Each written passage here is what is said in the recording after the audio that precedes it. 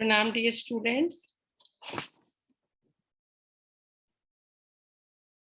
देखिए बेटा, टॉपिक अपना हम कंटिन्यूस करेंगे एवरेज रेट ऑफ रिएक्शन का ही। तो केस 1 मैंने आपको करवा दिया, अब मैं यहाँ आपको करवा रही हूँ केस नंबर 2। केस नंबर 2 मेरा है प्रोडक्ट मॉलिक्यूल के लिए। केस 1 मैंने करवाया था रिएक्टेंट के लिए और केस 2 है प्रोडक्ट के लिए। तो आप सभी को पता है during a chemical reaction, during a chemical reaction, the concentration of product increases.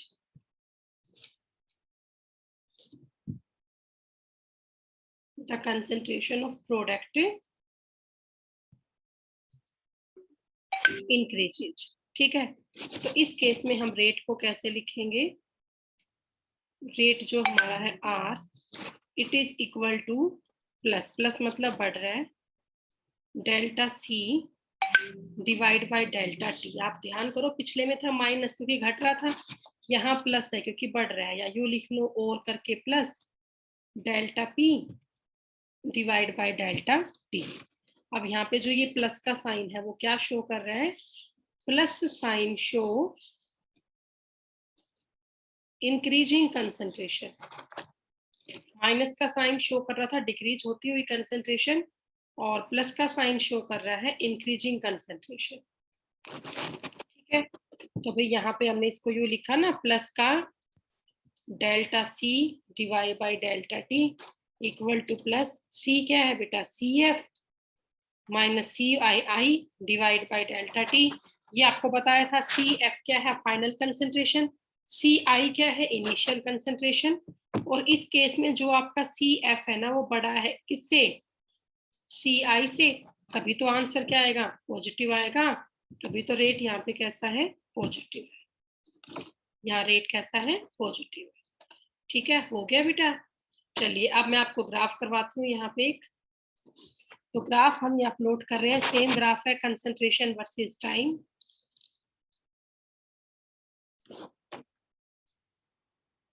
Suppose that हमने एक्स एक्सिस पे लिया टाइम t, इस तरफ बढ़ रहा है, और मैंने वाई एक्सिस पे ली concentration of product.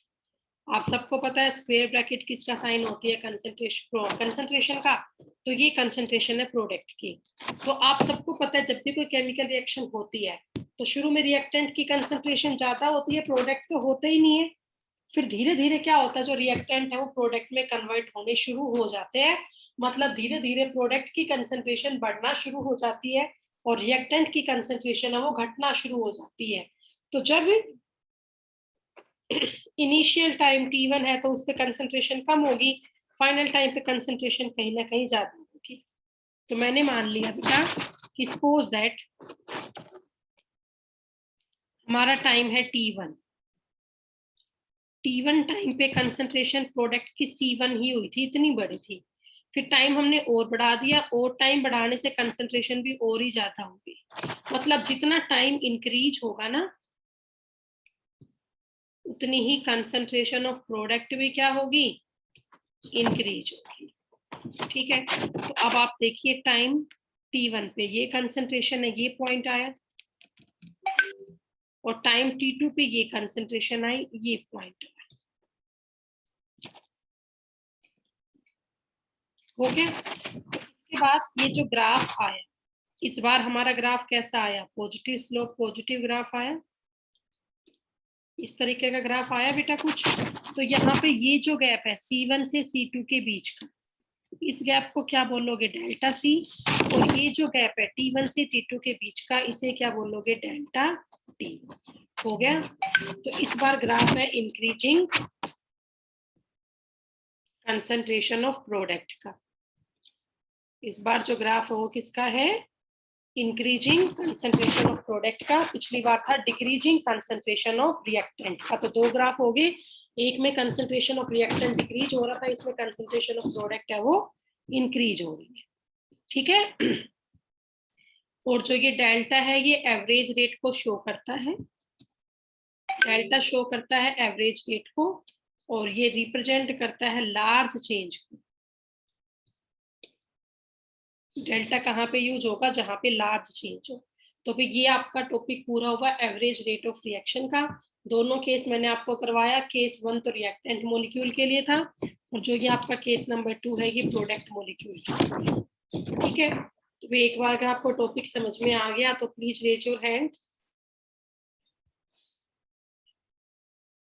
Okay, Priya, Deepika, Anshu, Monisha, Anisha, Akash, Ruchika, Harshita, Nidhi. ठीक है बेटा, चलो तो आशु। ओके, तो ये टॉपिक आप कर लें। 1 मिनट में इसको रखती हूँ, स्क्रीनशॉट लेना है तो ले लें। ये आपका टॉपिक पूरा हुआ कंसंट्रेशन का। ठीक है,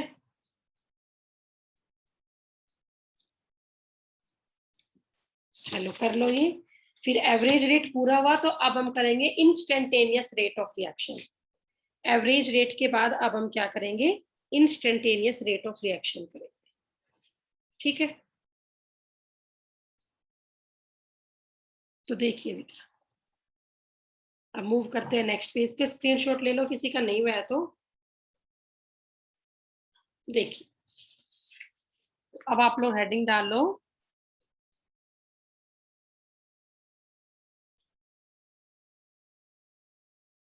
इंस्टेंटेनियस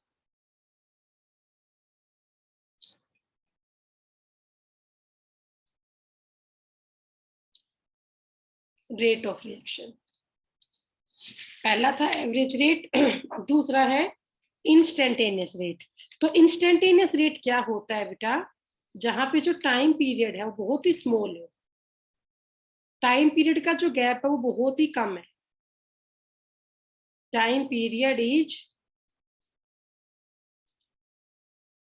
वेरी स्मॉल, मतलब कि इनिशियल और फाइनल टाइम में जो गैप है ना वो ना के बराबर होता है।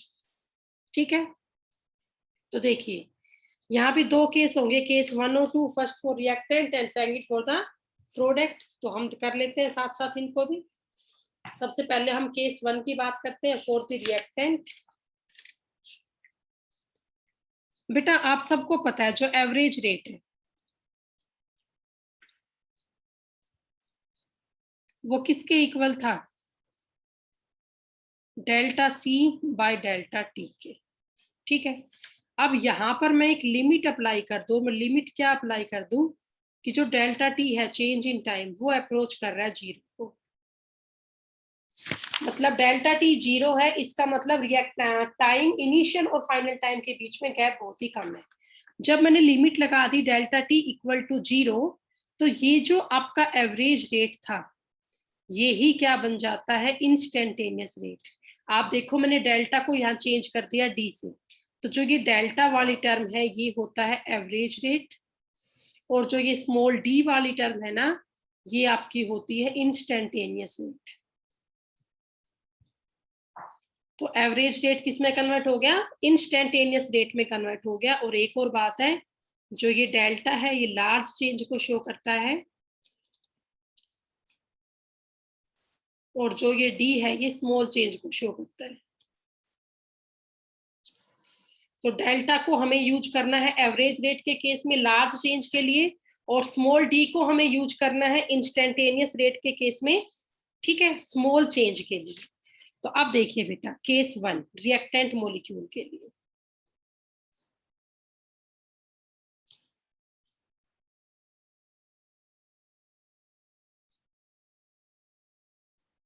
केस 1 है फॉर रिएक्टेंट्स।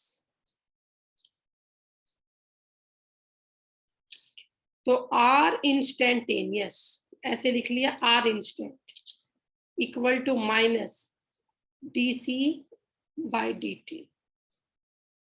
माइनस का मतलब क्या हुआ? डिक्रीज हो रही है। क्या डिक्रीज हो रही है? Concentration of reactant. तो आर इंस्टेंट इक्वल टू हो गया minus d C by d T. ये आपको बताई दिया, डी यहाँ पे किसको शो कर रहा है? स्मॉल चेंज को शो कर रहा है। ठीक है, हो गया? कर लोगे ना बेटा यहाँ तक? नेगेटिव साइन क्या शो कर रहा है? नेगेटिव साइन शो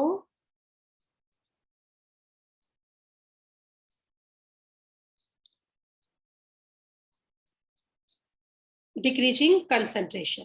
हो गया। अब देखिए बेटा इसका ग्राफ कैसा आएगा।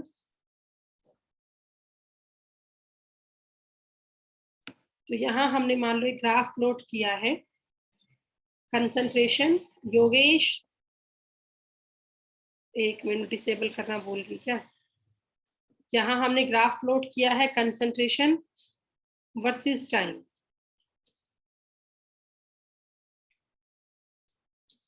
Concentration versus time. तो कुछ डिक्रीजिंग कंसंट्रेशन का ग्राफ आएगा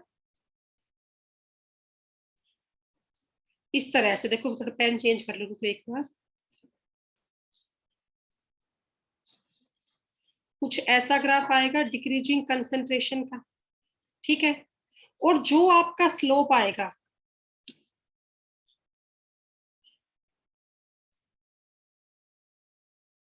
नेगेटिव स्लोप होगा ना।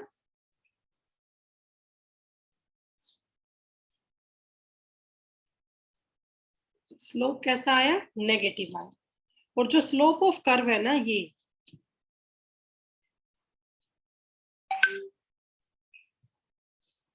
ये रिप्रेजेंट करता है इंस्टेंटेनियस रेट को, ठीक है बेटा। और स्लोप इक्वल टू क्या होगा, tangent of theta equal to d C by d T. तो पहले बता ही चुकी हूं मैं तुम्हें। तो slope equal to tangent of theta हो गया डीसी बाई डी टी। और स्लोप की वैल्यू यहाँ पे कैसी आई, नेगेटिव आई। नेगेटिव स्लोप आ रहा है ना बेटा इस ग्राफ में, ठीक है। तो ये आपका केस 1 हो गया इंस्टेंटेनियस रेट का for reactant molecule, for reactant molecule. फिर इसके बाद दूसरा हम करेंगे प्रोडक्ट मॉलिक्यूल के लिए। सेम होगा, बस इस बार स्लोप नेगेटिव आया है, नेक्स्ट टाइम में स्लोप कैसा आएगा, पॉजिटिव आ जाएगा। अगली बार में स्लोप कैसा हो जाएगा, पॉजिटिव, ठीक है। पॉजिटिव स्लोप आ जाएगा plus DC by d T हो जाएगा। सेम ऐसे करना है, कर लें। मैं करवा देती हूँ तुम्हें आगे ये भी। हाँ भी ये पेज आपका हो गया। Please show me your thumb impression.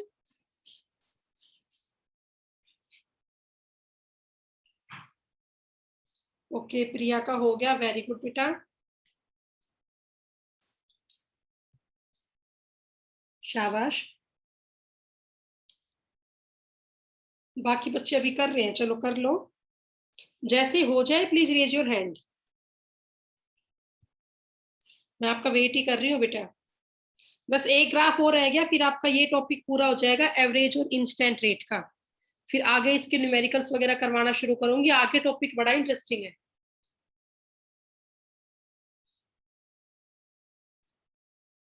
हो गया भी ये, अब तो हो गया होगा। रेज योर हैंड, हो गया आपका ये टॉपिक भाई। अब दीपिका, मोनिशा, आकाश, गौरव, सचिन,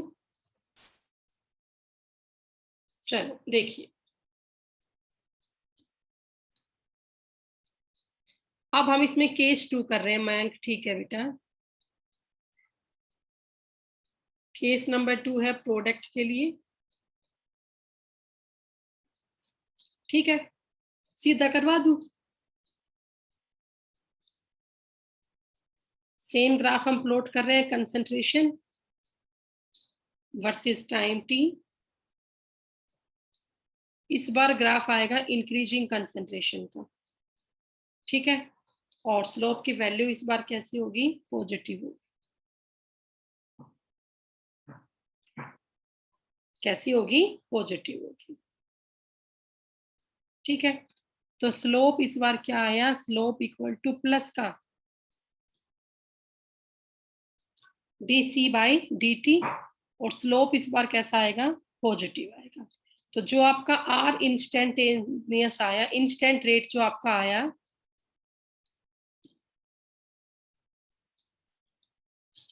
आर इंस्टेंटेनियस किसके इक्वल आया, डीसी बाई डी टी के। चीज वही सेम है, बस डेल्टा को चेंज कर दिया हमने स्मॉल डी से। कंसेप्ट बिल्कुल सेम है, बस डेल्टा को हमने स्मॉल डी से चेंज कर दिया। डिक्रीजिंग कंसंट्रेशन के लिए माइनस साइन आएगा रिएक्टेंट के केस में, और इंक्रीजिंग कंसंट्रेशन के लिए प्लस का साइन आएगा इन केस ऑफ प्रोडक्ट। ठीक है बेटा, तो ये टर्म आपकी हुई एवरेज रेट की और इंस्टेंटेनियस रेट की। चलो अब देखो नेक्स्ट टॉपिक, ये टॉपिक आपका पूरा हुआ। अभी थोड़ा कुछ तुम्हें और समझाना है रेट में ही, उसके बाद इसके न्यूमेरिकल करवाए जाएंगे। तो हेडिंग डाल लो, relation between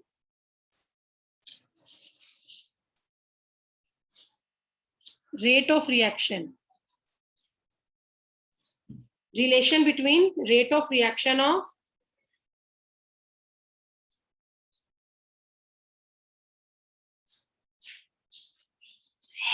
various reagent, relation between rate of reaction of various reagent। अब आऊंगा reagent क्या चीज होती है। तो बेटा reagent के अंदर reactant भी आ जाते हैं as well as product भी आ जाते हैं।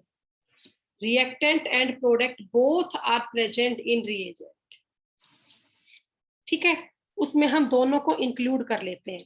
तो यहां हमें रिलेशनशिप करनी है रेट ऑफ रिएक्शन की फॉर डिफरेंट डिफरेंट रिएजेंट। तो देखिए बेटा कैसे करेंगे, बड़ा आसान सा टॉपिक है, सब समझ जाएंगे।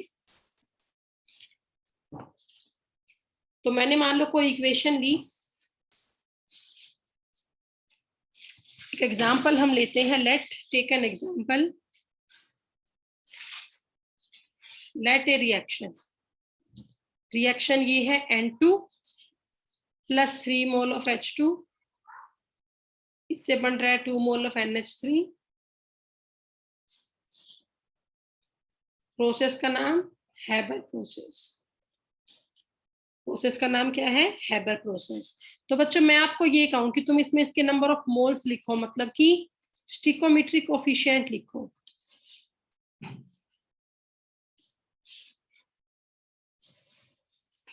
आप इनके क्या लिखेंगे, नंबर ऑफ मोल्स मतलब कि स्टिकोमेट्रिक कोफिशिएंट। तो सबको पता है N2 का तो यहाँ 1 ही मोल है, H2 के 3 मोल है, और NH3 के मोल कितने हैं, 2 है। मतलब मैं ये कह सकती हूँ जब 1 मोल ऑफ N2 है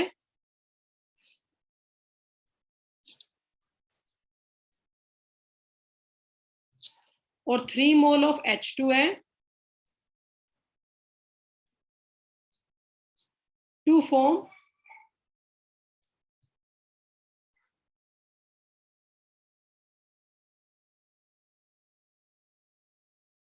हो गया बेटा। 1 मोल N2 का है और 3 मोल H2 के हैं, इन दोनों को आपस में जोड़ के 2 मोल किसके बन रहे हैं, NH3 के बन रहे हैं। 2 मोल किसके बन रहे हैं, NH3 के बन रहे हैं। ठीक है,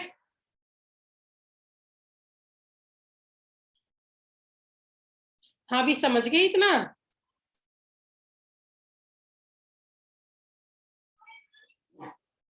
मोल NH3, तो मैं ये कह सकती हूँ at a specific time, at a specific time, एक स्पेसिफिक टाइम के ऊपर मैंने ये मान लिया when 1 mole of N2 consume, 1 mole N2 का कंज्यूम हुआ, तो मैंने मान लिया उसकी स्पीड है x। ठीक है, तो अगर 1 मोल N2 का कंज्यूम हुआ है तो इसके साथ में then 3 mole of H2 consume, तो 3 मोल H2 के कंज्यूम होंगे तो उसकी स्पीड क्या होगी, 3x होगी। और जब इतना ये कंज्यूम हुआ तब जाके 3 मोल 2 मोल किसके बने, then 2 mole of NH3 formed. किस स्पीड से बना, 2x स्पीड से बना। हो गया ना, x स्पीड से N2 कंज्यूम हुआ, 3x स्पीड से H2 कंज्यूम हुआ, और तब जाके 2x स्पीड से क्या बना, NH3 बना। क्या बना, NH3 बना। ठीक है, तो अब अगर मैं ये कहूं कि तुम रेट ऑफ डिसअपियरेंस लिखो N2 का, रेट ऑफ डिसअपियरेंस, डिसअपियरेंस को क्या बोल सकते हैं, कंजम्पशन भी बोल सकते हैं। रेट ऑफ डिसअपियरेंस या कंजम्पशन लिखो N2 का, तो वो किसके इक्वल होगा, -d N2/dt मतलब क्या है, change in concentration of N2 with respect to change in time.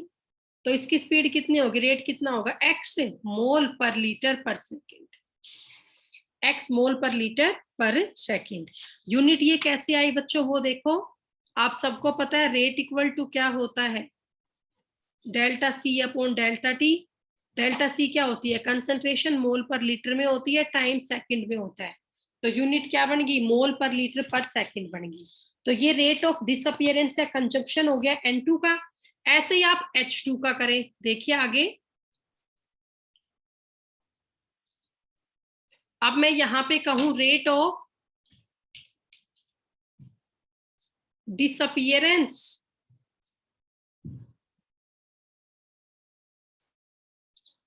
या ये कह सकती हूं रेट ऑफ कंजप्शन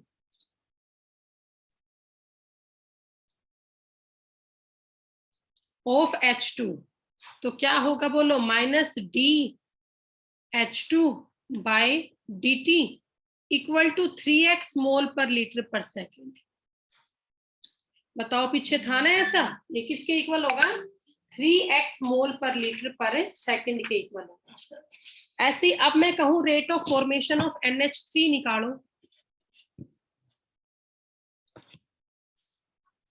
अब हम यहां पे निकाले रेट ऑफ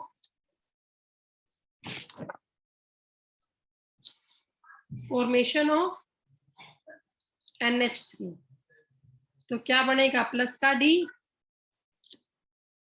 NH3/dt। किस स्पीड से आया ये, 2x स्पीड से। यूनिट क्या बनी वो आपको पता ही है, मोल पर लीटर पर सेकेंड। तो अब इन तीनों में रिलेशन क्या हुई वो आप देखो, relation between rate of reaction of various reagent. तो जो ये अलग अलग रिएजेंट है इनके बीच में क्या relationship I rate of reaction की,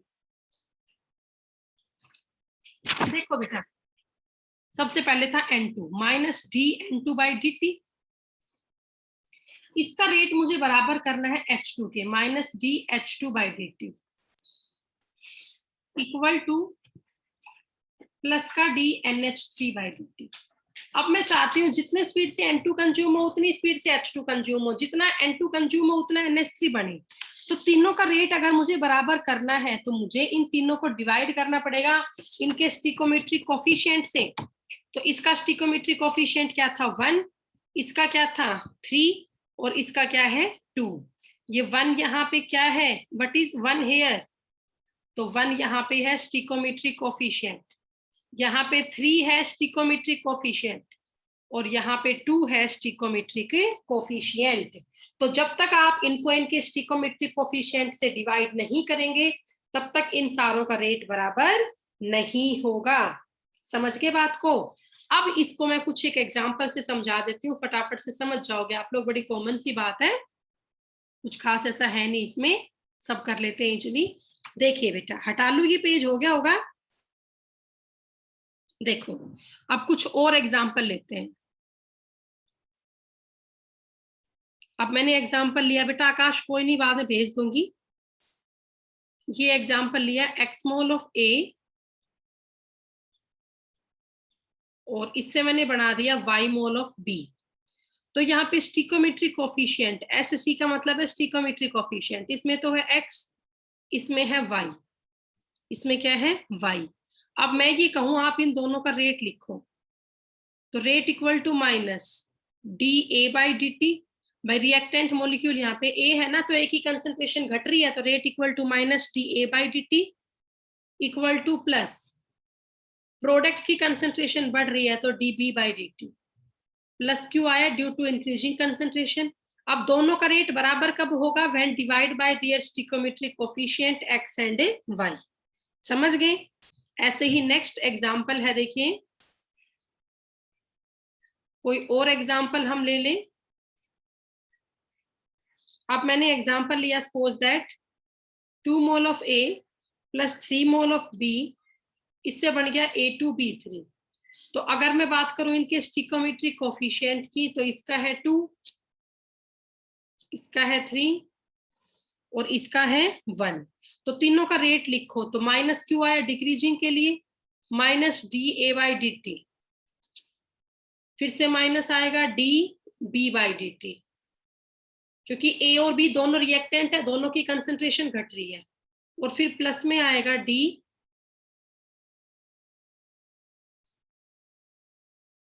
A2B3/dt। अब मैं चाहती हूं तीनों का रेट बराबर हो बिल्कुल, जितना A घटे उतना ही B भी घटे, जितना A घटे उतना A2B3 बने, जितना B घटे उतना A2B3 बने, तीन सबका रेट बराबर हो। तो सबका रेट बराबर कब होगा, when they divide by their stoichiometric coefficient. तो ये डिवाइड होगा 2 से, ये डिवाइड होगा 3 से, और ये डिवाइड होगा 1 से। तो अब इस केस में क्या हुआ, जो रेट है डिसअपियरेंस ऑफ रिएक्टेंट का, rate of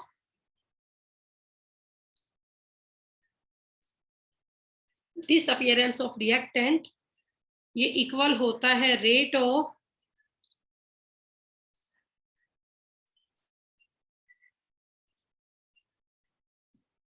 appearance of product. जितना रिएक्टेंट का रेट घट रहा है उतना ही जो प्रोडक्ट है उसका रेट बेटा बढ़ रहा है।